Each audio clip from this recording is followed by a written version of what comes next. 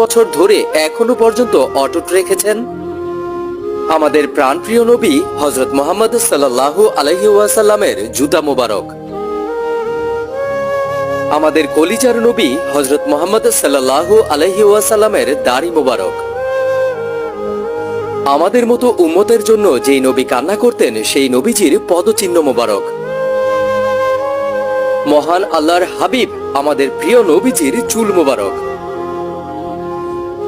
দয়ার নবী মায়ার নবী আমাদের নবীজির পাগড়ি মোবারক,